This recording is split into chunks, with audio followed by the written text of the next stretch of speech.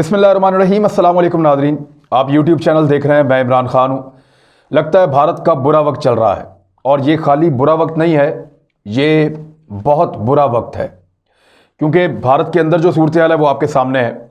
जिस किस्म की डिवीज़न है, जिस किस्म के हालात का उसको सामना करना पड़ रहा है। चीन से उसको मार पड़ रही है, पाकिस्तान मुंह तोड़ जवाब दे रहा है, खित्ते में अकेला होता जा रहा है। बांग्लादेश हो, बर्मा हो, नेपाल हो या आसपास के दीगर ममालिक हों, उन सब ने भारत को अकेला कर दिया है।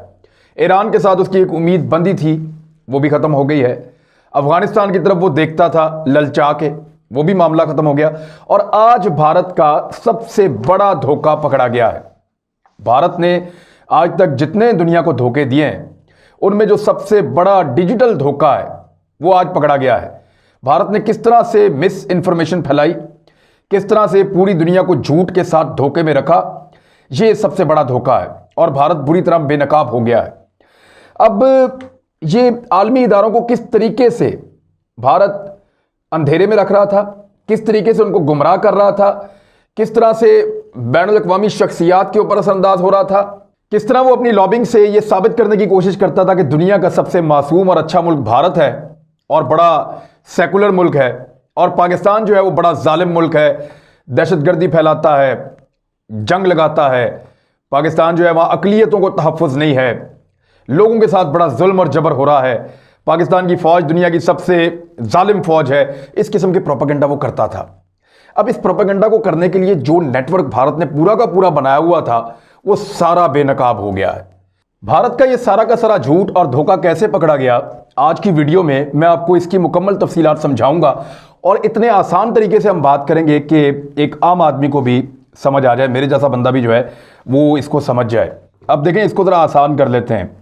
हुआ क्या, भारत पकड़ा कभी भी ना जाता, लेकिन इन्होंने कुछ ऐसी मशकूक हरकतें की जिसके बाद इनका पूरा का पूरा नेटवर्क बेनकाब हो गया है। पहले आप देख लें कि पकड़ा किसने है। ये एक यूरोपीय यूनियन डिस इन्फो लैब है, यानी यूरोपीय यूनियन की डिसइंफॉर्मेशन लैब, जो जिससे ये पता चलता है, ये इस पे ऊपर काम करती है कि दुनिया के अंदर जाली खबरें और गलत मालूमात और अफवाहें कौन फैला रहा है। ये काम ही इसके ऊपर करती है यूरोपीय यूनियन की। इसके एग्जीक्यूटिव डायरेक्टर हैं अलेक्जेंडर एलाफिलिप। ये जो अलेक्जेंडर साहब हैं, जो एग्जीक्यूटिव डायरेक्टर हैं, इन्होंने एक रिपोर्ट जारी की है और बहुत ज़्यादा तहकीकात के साथ की है। 2019 में भी इन्होंने एक रिपोर्ट जारी की थी, और अब इन्होंने एक और रिपोर्ट जारी की है। इन्होंने कहा कि हमने एक नेटवर्क पकड़ा है, और इस नौइयत का इतना बड़ा नेटवर्क ना आज से पहले देखा गया, ना आज से पहले पकड़ा गया। और गुज़िश्ता साल भी हमने एक नेटवर्क पकड़ा था, और ये उसी से जुड़े हुए लोग हैं, लेकिन ये उसके बावजूद बाज नहीं आए, बल्कि इन्होंने अपना काम जारी रखा है। तो इससे ये साबित होता है कि ये कितने ताकतवर और बाअसर लोग हैं जो बाज नहीं आ रहे। अब इनका ताल्लुक उन्होंने बताया भारत के साथ है। ये पकड़े कैसे गए, जो अहम सवाल है वो ये है। ये पकड़े ऐसे गए कि एक एनजीओ थी जो 1930 से लेकर 1975 तक चलती रही है। यानी ये फाल रही है 1930 से 1975 तक, यानी आज से लगभग आप ये कह सकते हैं 45 साल पहले ये गैर फाल हो गई थी, ज़्यादा काम नहीं कर पा रही थी, इसका काम ख़त्म हो गया था। इसका नाम था commission to study organization of peace. इस एनजीओ के एक साबिक सरबराह हुआ करते थे जिनका नाम था प्रोफेसर लुइस बी सोहन। ये जो प्रोफेसर लुइस थे, प्रोफेसर लुइस बी सोहन इनका पूरा नाम है। तो प्रोफेसर लुइस जो थे, उन्होंने इस एनजीओ का एक इजलास हुआ 2007 में, जिसका रिकॉर्ड मौजूद था। और इस एनजीओ के अंदर जो है वो पाकिस्तान की बड़ी बुराइयां की गई, पाकिस्तान के ऊपर तनकीद की गई, पाकिस्तान को दहशतगर्द डिक्लेयर किया गया। और इसके इजलास में प्रोफेसर लुइस बी सोहन ने शिरकत की 2007 में। लेकिन मामला क्या हुआ, मामला हो गया कैलिबरी फॉन्ट वाला, कि ये प्रोफेसर साहब 2006 में इंतकाल कर चुके थे। यहां से पहला खुटका हुआ और शक पड़ा यूरोपीय यूनियन का जो एक इदारा है डिस इन्फॉर्मेशन को पकड़ने वाला, उनको। और फिर जो अलेक्जेंडर साहब हैं, उन्होंने और उनके दोस्तों ने मिलकर इसके ऊपर काम शुरू किया, पूरा टीम वर्क शुरू हुआ। तो पता चला कि ये तो पूरा एक नेटवर्क है। ये प्रोफेसर जो 2006 में मर चुके हैं 92 साल की उम्र में, 2007 में एक एनजीओ के इजलास के अंदर शिरकत करते हैं, उसके बाकायदा पेपर्स निकलते हैं और उनको फैलाया जाता है और उनको छपवाया जाता है। इसके पीछे कौन है, तो तब उन्होंने इसके ऊपर तहकीकात शुरू की और जो तहकीकात हुई वो बड़ी इंटरेस्टिंग है। इसमें पाकिस्तान के बहुत सारे लोगों के नाम आने वाले हैं। मैं आपको भी बताता हूं कि हमारे यहां पे कौन कौन ऐसा है जिसने इसी मुल्क का खा के इसी मुल्क के साथ ज्यादती की है और इसी मुल्क के साथ जुल्म किया है। आप उसको गद्दारी भी कह सकते हैं। बहरहाल मैं आपको इसका थोड़ा सा नेटवर्क समझा देता हूं कि सबसे पहले ये एक श्रीवास्तव ग्रुप है भारत के अंदर। श्रीवास्तव ग्रुप क्या है? ये एक शख्स था जिसका नाम था डॉक्टर गोविंद नारायण श्रीवास्तव। इस बंदे ने ये ग्रुप बनाया था, ये उसका बानी था। अब ये नहीं है तो इसकी वाइफ डॉक्टर प्रामीला श्रीवास्तव जो इस वक्त चेयरपर्सन है इस ग्रुप की, और उसके अलावा उसका एक बेटा है अंकित श्रीवास्तव जो इस ग्रुप से जुड़ी हुई सारी चीजों को चलाता है, और एक और इसके अंदर है अंकुर श्रीवास्तव, वो भी इनका रिश्तेदार है। और ये अंकुर श्रीवास्तव को आप याद रखिएगा, ये वो बंदा है जो अगलाया नामी एक कंपनी चला रहा है जो जासूसी के आलात फराहम करती है। और इसने अपने एक इंटरव्यू में कहा था कि मैं जासूसी के आलात भारतीय इंटेलिजेंस एजेंसियों को देता हूं और उनके अलावा मैं किसी को नहीं देता, मैं उनके लिए काम करता हूं। तो ये भारत की खुफिया इंटेलिजेंस एजेंसीज के लिए काम भी करता है इनका आदमी, और उसने इंटरव्यू में कह दिया पहले ही, जिसका नाम है अंकुर श्रीवास्तव। अब इसी का एक और रिश्तेदार अंकित श्रीवास्तव और उसकी वालदा डॉक्टर प्रामीला श्रीवास्तव, ये इस ग्रुप को चला रहे हैं जो श्रीवास्तव ग्रुप है। ये ग्रुप करता क्या है जरा थोड़ा सा आप गौर करें।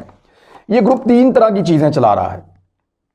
नंबर 1, फेक एनजीओज, जाली एनजीओ चला रहा है यूरोपीय यूनियन में। उनमें से कुछ एनजीओज अक़वाम मुत्तहिदा के अंदर मंजूर शुदा है और कुछ मंजूर शुदा नहीं है, लेकिन वो एनजीओज ये चला रहा है। नंबर 2, ये थिंक टैंक चला रहा है जो यूरोपीय यूनियन में लोगों को दावत देता है, उनसे मुलाकात करता है, उनके साथ बातचीत करता है। खास तौर पे किन लोगों को? बाअसर लोगों को, पार्लियामेंटेरियंस को, जो कवानीन बनाते हैं, असरअंदाज हो सकते हैं। मिसाल के तौर पे जो फैटफ पे असरअंदाज होने की ताकत रखते हैं, मालियाती इदारों पे असरअंदाज होने की ताकत रखते हैं, आइंदा के कवानीन पे असरअंदाज होने की ताकत रखते हैं, जो पाबंदियां लगाने की ताकत रखते हैं। तो इस किस्म के लोगों को थिंक टैंक ये बुलाता है और यूरोपीय पार्लियामेंट के अरकान को ये दावतें देते हैं और उनके दिमाग के अंदर पाकिस्तान के खिलाफ ये प्रोपेगेंडा डालते हैं। अब जो फेक एनजीओज हैं, जो जाली एनजीओज हैं, जो काम नहीं करती लेकिन उनका वजूद है, कुछ उनमें अक़वाम मुत्तहिदा से मंजूर हो चुकी हैं और कुछ मंजूर नहीं है। ये सारी यूनाइटेड नेशन के अंदर जाके अपना असर रसूख इस्तेमाल करती हैं, अक़वाम मुत्तहिदा में वहां गुमराह करती हैं भारत के बारे में और पाकिस्तान के बारे में अक़वाम मुत्तहिदा को। एक तो इन्होंने अपने थिंक टैंक के जरिए से यूरोपीय पार्लियामेंटेरियन के अरकान को गुमराह किया, दूसरा अपनी फेक एनजीओ के जरिए से यूनाइटेड नेशंस को ये गुमराह करते हैं, और फिर इन दोनों प्लेटफॉर्म को एक दूसरे के खिलाफ इस्तेमाल भी करते हैं। तीसरा एक और इनका शाख है श्रीवास्तव ग्रुप की, वो है यूरोपीय यूनियन क्रॉनिकल न्यूज वेबसाइट। ये इन्होंने मई 2020 में बनाई है। अच्छा, ये नीचे आके जुड़ती है एएनआई के साथ। अब एएनआई क्या है? ये है एशियन न्यूज इंटरनेशनल। ये एक बहुत बड़ी न्यूज की वेबसाइट है एएनआई, और एक ऐसी न्यूज एजेंसी है जिसके ऊपर बहुत ज्यादा लोग एतबार करते हैं। मैंने बहुत दफा इसकी खबरें कोट की हैं, लेकिन ये एएनआई क्योंकि क्रेडिबल चीज है, इसको ये श्रीवास्तव ग्रुप डायरेक्टली इंफॉर्मेशन देता है और इसको इस्तेमाल करता है और इसके जरिए से अपनी खबरों में क्रेडिबिलिटी लाता है। जो चीज छपवानी हो पाकिस्तान के खिलाफ इसमें डालते हैं, जो भारत के हक में वो इसके अंदर डालते हैं, और यहां से उठा के बाकी मीडिया को देते हैं। अब ये एएनआई से चीजें कहां जाती हैं? लगभग 750 के करीब इनके पास जाली मीडिया के अकाउंट्स हैं, आउटलेट्स हैं, जिनके ऊपर ये खबरें डालते हैं और उसको हर तरफ फैला देते हैं। उनकी प्रॉपर लिस्ट जारी हो चुकी है, एनजीओस की भी और उन अकाउंट्स की भी लिस्ट जारी हो चुकी है, जहां पे 2 नंबर तरीके से पाकिस्तान के खिलाफ प्रोपेगेंडा किया जाता है। इतना बड़ा नेटवर्क आज तक बेनकाब नहीं हुआ। और फिर भारत का जो गोदी मीडिया है उसको भी यहीं से एएनआई से और यूरोपीय यूनियन क्रॉनिकल न्यूज वेबसाइट जो है मई 2020 को जो तश्कील पाई, वहां से भारतीय गोदी मीडिया को भी इंफॉर्मेशन का एक फ्लो आता है। तो इस तरह से पाकिस्तान के खिलाफ बड़े पैमाने के ऊपर प्रोपेगेंडा किया जाता है। अब मैं आपको एक और इंटरेस्टिंग चीज बताता हूं कि श्रीवास्तव का जो एक ग्रुप है, श्रीवास्तव ग्रुप में आप चले जाएं या इंडियन क्रॉनिकल की वेबसाइट पे आप जाएं तो ये सारी इस वक्त बंद है। ये इसके ऊपर जो है वो मैंने श्रीवास्तव ग्रुप पे अभी ट्राई किया 2 मिनट पहले आपसे बात करने से, तो उन्होंने ब्लॉक कर दिया, हर चीज़ अपनी बंद कर दी है। उन्होंने अपनी तस्वीरें इंटरनेट से हटा दी हैं और अपने तमाम अकाउंट्स बंद कर दिए हैं इस फैमिली ने और इनसे जुड़े लोगों ने फौरी तौर पे। तो इससे आपको पता चलता है कि कितनी बड़ी इन्वेस्टिगेशन इनके खिलाफ हुई है। जब भारतीय गवर्नमेंट से रब्ता किया यूरोपीय यूनियन डिसइंफॉर्मेशन लैब ने, जिसपे अलेक्जेंडर काम कर रहे थे, उन्होंने जब भारत की हुकूमत से रब्ता किया तो भारत ने इसका कोई जवाब नहीं दिया। उनके पास जवाब है ही नहीं तो जवाब देंगे क्या। अब मामला यह है कि इनका झूठ पकड़ा गया है। 750 के करीब जाली वेबसाइट्स न्यूज़ की इनकी पकड़ी गई हैं। इनके गोदी मीडिया को झूठी खबरें कैसे मिलती हैं वो पकड़ा गया है। ANI इसके अंदर बेनकाब हो गई है। यूरोपीय पार्लियामेंटेरियन बहुत सारे पकड़े गए कि वो फायदे लेकर इनके साथ थिंक टैंक के अंदर बैठ के और झूठ मूठ के पाकिस्तान के खिलाफ घड़ के मामला जो हैं उनको दुनिया तक पहुंचाते रहे हैं। बहुत सारी जाली NGOs पकड़ी गई हैं। अच्छा, जो जाली NGOs पकड़ी गई हैं ना, उसमें कुछ इंफॉर्मेशन है मेरे पास आपके लिए, वो मैं आपको बताता हूं। इसमें एक NGO है जो बनाई थी 2016 में हुसैन हक्कानी ने। इसका नाम है साथ, इसको कहते हैं south Asian against terrorism and for human rights. ये जो साथ SAATH जो NGO बनाई है इसने, हुसैन हक्कानी ने, इसका जो दूसरा इजलास हुआ वो, उसके अंदर जो शराकत थी वो थी SAATH के साथ जो शराकत की थी वो EFSAS एक और NGO है उसके साथ शराकतदारी में थी। अब ये क्या है EFSAS? ये भारत जो श्रीवास्तव ग्रुप है उसके ज़ेरे असर चलने वाली एक NGO है और इसके साथ हुसैन हक्कानी की NGO आगे से जुड़ी हुई है। यानी जो श्रीवास्तव ग्रुप है भारत का, जो काम कर रहा है डायरेक्टली रा के लिए, भारतीय इंटेलिजेंस एजेंसीज के लिए, उनकी जेर निगरानी ये NGO चल रही है, European foundation for south Asian studies, SFSAS, ये चल रही है NGO। इस NGO के साथ कोलैबोरेशन में आके हुसैन हक्कानी की एक NGO जो 2016 में उसने बनाई, SAATH, ये जो फोरम उसने बनाया वो उसके साथ मिलकर काम कर रहा है, उसके साथ शराकतदारी कर रहा है। तो आप अंदाजा कर दें कि पाकिस्तान में कौन कौन शामिल है। और हैरान कुन तौर पे ताल्लुकात कैसे कैसे निकले, आप हैरान हो जाएंगे। यानी यहां पे जब आप इसकी डिटेल पढ़ते हैं सारी रिपोर्ट की तो आपको पता चलता है कि आसमा जहांगीर साहिबा और हुसैन हक्कानी साहब ने इन्हीं NGOs के और इन्हीं ग्रुप्स के बहुत सारे प्रोग्राम्स के अंदर शिरकत की है। यही लॉबिंग ग्रुप्स और यही NGOs उनको बुलाते रहे हैं। इसके अलावा उन्होंने टाइम्स ऑफ जेनेवा को इंटरव्यू भी दिया, ANI को इस्तेमाल करते रहे हैं और ये जो इंटरव्यूज वो देते थे ये फेक न्यूज़ फैलाने वाली आउटलेट्स थी जहां से पाकिस्तान के खिलाफ प्रोपेगेंडा होता था, तो यही लोग उनको इंटरव्यूज भी देते थे। और कौन कौन इनके साथ जुड़ा है वो भी मैं आपको बता देता हूं। इसके अंदर मेहरान मरी का नाम आ रहा है और बरामदाग बुगटी का नाम आ रहा है। ये कौन लोग हैं? ये बलोच अलहदगी पसंद हैं जो बलूचिस्तान को पाकिस्तान से तोड़कर अलग करना चाहते हैं और वहां पे एक जंग जैसी कैफियत इन्होंने लगाई हुई है। तो जो अस्करियत पसंद और दहशतगर्द मौजूद हैं बलूचिस्तान में, उनके साथ बड़े ज़बरदस्त ताल्लुकात इन NGOs के दिखाई दे रहे हैं। यानी इनके प्रोग्राम्स में वो स्पॉन्सर होती हैं, उनके प्रोग्राम्स में ये इकट्ठे होते हैं। तो इस तरीके से ये चीज़ साबित हो रही है। PTM को इन्होंने बहुत सपोर्ट किया है।